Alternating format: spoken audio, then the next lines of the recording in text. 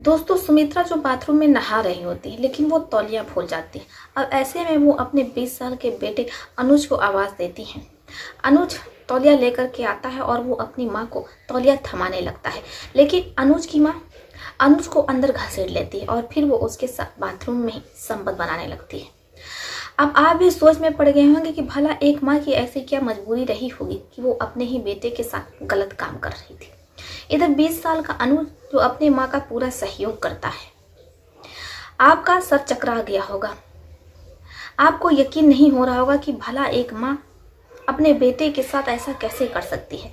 लेकिन जब आप पूरी कहानी सुनेंगे तो आपको समझ आ जाएगा कि माँ ने अपने बेटे के साथ ऐसा क्यों किया।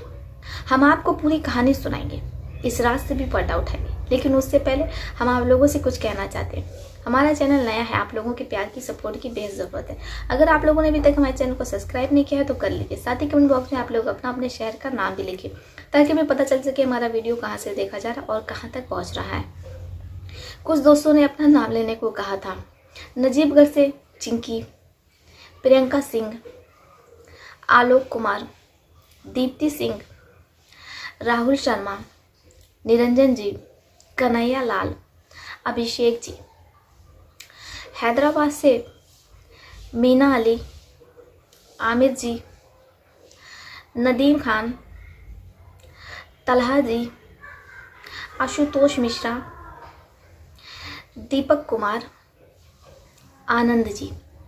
Thank you so much Anand ji, आप हमें इतने अच्छे प्यारे प्यारे कमेंट करते रहते हैं। ऐसी प्यारे प्यारे कमेंट आप हमें करते रहिए। जिन दोस्तों का नाम मैं अपनी वीडियो में नहीं ले पाई, मैं पूरी कोशिश करूंगी कि उनका नाम मैं अपनी अगली वीडियो में ज़रूर लूँ।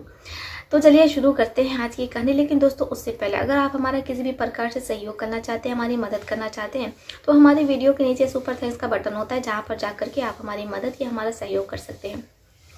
तो चलिए बने रहिए हमारे साथ अंत तक। शांति देवी, जिनकी उम्र 54 वर्ष रहती है, उनका बेटा अनुज जो कि 20 साल का रहता है, 10वीं में पढ़ रहा होता है। शांति देवी के पति जो घर पर ही रहते हैं, क्योंकि उनकी उम्र काफ़ी ज़्यादा हो चुकी थी, वो रिटायर हो चुके थे। इससे पहले वो शशि विद्या स्कूल में प्रिंसिपल रहते हैं, लेकिन 4 साल पहले वो रिटायर हो जाते हैं और घर पर ही रहने लगते हैं। परिवार में शांति देवी की 2 बेटियां रहती हैं, दोनों की शादी हो जाती है। घर में केवल उनका बेटा अनुज, शांति देवी और उनके पति रहा करते हैं। सब कुछ एकदम अच्छा चल रहा होता है, लेकिन ना जाने क्या शांति देवी को हो जाता है कि वो जल्द से जल्द अमीर बनने का सपना देखने लगती हैं। अब ऐसे में ज़्यादा पैसों के लालच में वो अपने बेटे अनुज के साथ एक बाबा के यहाँ जाती हैं। बाबा से कहती हैं, बाबा हमारे पति जो घर पर ही रहते हैं, कोई काम काज नहीं करते हैं। ऐसे में हमारे पास इतने पैसे नहीं हैं कि हम अपना मकान बनवा सकें। हमारा मकान जो कि गिर रहा है, टूट चुका है। जब बाबा जी इसे सुनते हैं तो कहते हैं, हम तुम्हें ऐसा समाधान बताएंगे जिसके करने के बाद तुम्हारे घर में पैसों की बारिश होने लगेगी और 1 साल के भीतर तुम्हारे पास इतने पैसे आ जाएंगे कि तुम ऐसे 4 मकान ले सकोगी, वो भी बड़े से बड़े शहरों में। अब जैसे ही शांति देवी ये सुनती है तो उसके मन में लालच आ जाती है। वो बाबा से समाधान पूछती है। बाबा कहते हैं कि देखो, जब भी तुम नहाने जाना तो तौलिया मत लेकर के जाना। शांति देवी जो बड़े अचंभे से पूछती है कि बाबा अगर हम नहाने जाएंगे, तौलिया लेकर के नहीं जाएंगे, तो फिर हम पोछेंगे कैसे? सर्दियों का मौसम चल रहा, आपको तो पता है कि जनवरी की आज कितनी तारीख है, कड़ाके की सर्दी है। बाबा कहते हैं कि मूर्ख, हमने ऐसा कब कहा कि तुम नहाने के बाद पोछना मत। पहले पूरा उपाय सुन लो, तभी बीच में बोलना। अगर बात काटोगी तो इसके बाद हम कोई समाधान नहीं बताएंगे, और सामने जो रास्ता दिख रहा है वहाँ से उल्टे पाँव लौट जाओ। अब वो शांति देवी ये सुनती है तो खामोश हो जाती है। इसके बाद शांति देवी बड़ी ही खामोशी से बाबा की पूरी बात सुनती है।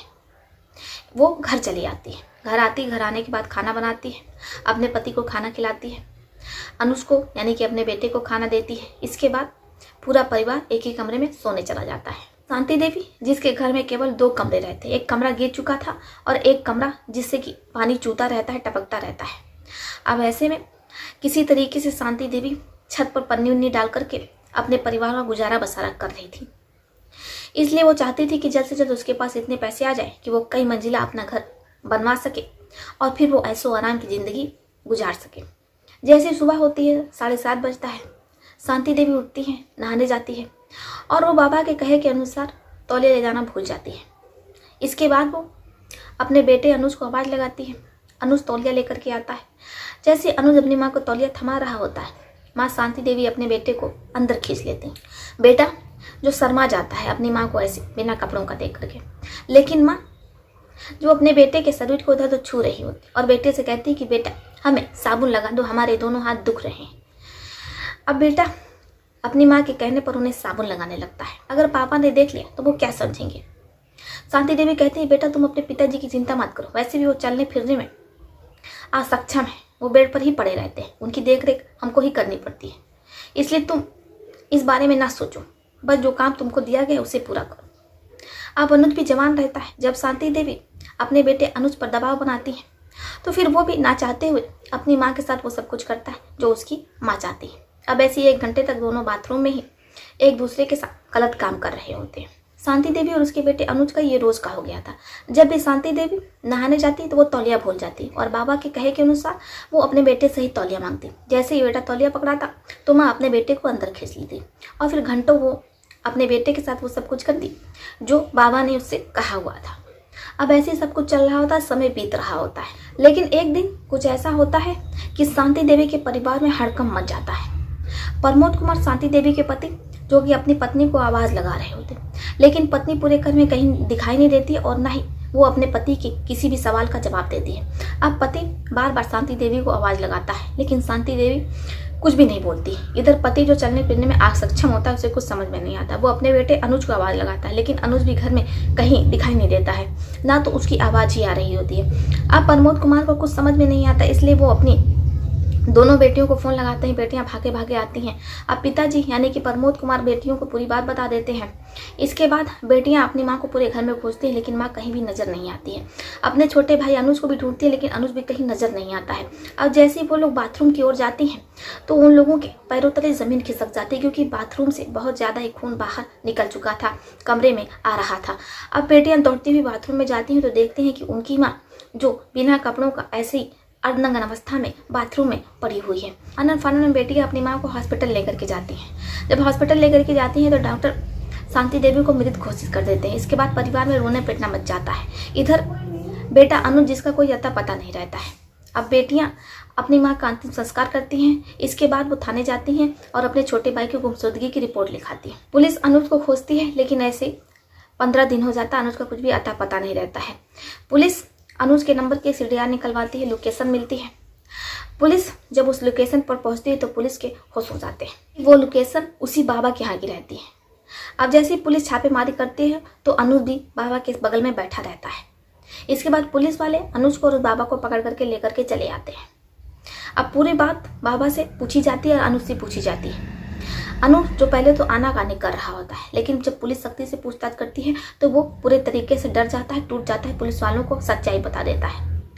अनुज पुलिस वालों से कहता है कि मैं अपनी माँ को मारना नहीं चाहता था लेकिन ये बाबा ने हमसे कहा कि अगर वो अपनी माँ को मार देगा तो उसे बहुत ज़्यादा सारे पैसे मिलेंगे, उसकी माँ से कहीं ज़्यादा दोगुना चौगुना पैसे मिलेंगे और उसे एक सुंदर कन्या मिलेगी। जैसा बाबा ने कहा था मेरे साथ वैसे ही हुआ। बाबा मुझे हर दिन अपने यहाँ बुलाते थे और इनके यहाँ सुंदर कन्याएं मुझे मिलती थी। बाबा ने मुझसे कहा था कि अगर तुम ऐसी मेरी बात मानते रहोगे, मेरे कहे पर चलते रहोगे, जो उपाय मैं बताऊँगा उसे करोगे तो देखो आज तुम्हारे पास लड़कियाँ हैं, कल को तुम्हारे पास बहुत पैसा होगा, तुम जो चाहोगे इस दुनिया में कर सकोगे, खरीद सकोगे। इसलिए मैं वैसे ही करता गया जैसा कि बाबा मुझसे कह रहे थे। वैसे भी मेरी माँ मेरे साथ बहुत गलत करती थी। मैंने अपनी माँ को कई बार समझाने की कोशिश की थी कि वो ये सब कुछ मेरे साथ बाथरूम में ना करे, लेकिन मेरी माँ हर दिन नहाने जाती बाथरूम में तो वो तौलिया भूल जाती और जब मैं अपनी माँ को तौलिया पकड़ाता थमाता तो मेरी माँ मुझे अंदर खींच लेती और फिर वो घंटों मेरे साथ गलत काम किया करती क्योंकि इसी बाबा ने उन्हें ऐसा करने को कहा था। बाबा ने कहा था कि ऐसा करने से उसे बहुत ज़्यादा पैसे मिलेंगे और वो जो चाहेगी उसे इस दुनिया में वो सब कुछ मिलेगा। जैसे पुलिस वाले प्रमोद कुमार अनुज की सारी बातें सुनते हैं तो उन्हें विश्वास ही नहीं होता है कि आज की सदी में भी लोग बाबाओं पर विश्वास इतनी आसानी से कर लेते हैं और वो जो उपाय और समाधान बताते हैं हानि के बारे में यानी कि नुकसान के बारे में बिना कुछ सोचे समझे वो उस उपाय को करने लगते हैं, जैसा कि शांति देवी अपने बेटे के साथ कर रही थी और बेटे ने अपनी माँ शांति देवी के साथ ही खेला खेल दिया। इसके बाद पुलिस वाले संगीन धाराओं के अंतर्गत बाबा और अनीस पर मुकदमा दर्ज करते हैं और उन्हें जेल भेज देते हैं। आशा करते हैं दोस्तों कि आपको ये कहानी बेहद पसंद आई हो, कि आपका इस पर क्या सुझाव आप हमें कमेंट बॉक्स में लिख सकते हैं। तो चलिए फिर चलती हूँ, मिलती हूँ आपसे किसी और कहानी में। तब तक के लिए आप अपना और परिवार का ध्यान रखिए। आदाब, नमस्कार।